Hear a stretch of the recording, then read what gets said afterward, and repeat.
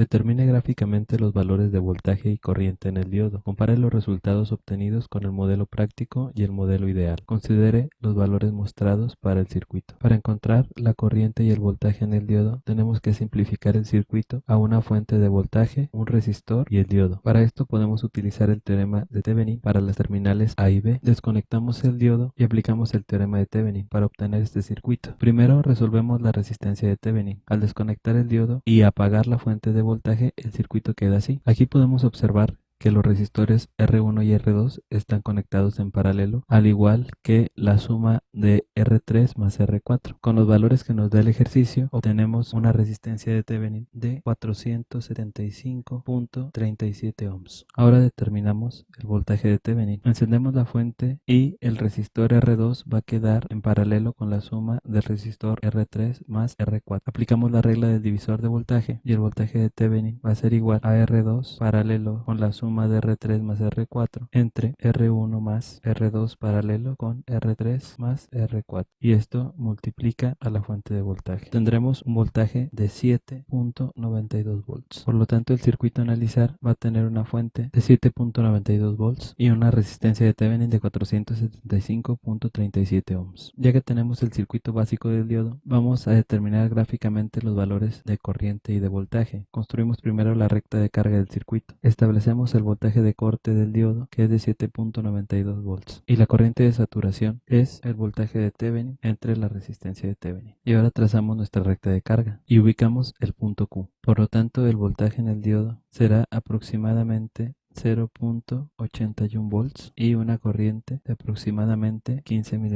Para el modelo práctico consideramos al diodo como una fuente de voltaje que depende del material con que esté fabricado. Vamos a suponer que el diodo es un diodo de silicio y tiene un voltaje de 0.7 volts. La corriente en el diodo va a ser igual al voltaje de Thevenin menos los 0.7 del voltaje del diodo de silicio entre la resistencia de Thevenin, dando una corriente de 15.18 mA. Ahora vamos a analizar el modelo ideal en donde el diodo se considera un circuito cerrado. En este caso, el voltaje en el diodo es de 0 volts y la corriente en el diodo va a ser el voltaje de Thevenin entre la resistencia de Thevenin, que son los 16.66 mA. Podemos notar que el modelo práctico es muy cercano al método gráfico, por lo tanto es el más utilizado. El modelo ideal se utiliza cuando se necesita hacer un análisis rápido de un circuito y no se necesita tanta precisión. Por lo tanto, el método que se va a aplicar en la materia va a ser el método práctico. Otra conclusión importante es que para saber si el diodo está polarizado en directa, si el diodo conduce, simplemente el voltaje de Thevenin debe ser mayor al voltaje del diodo. En este caso, el voltaje de Thevenin es más grande que el 0.7 volts del diodo de silicio.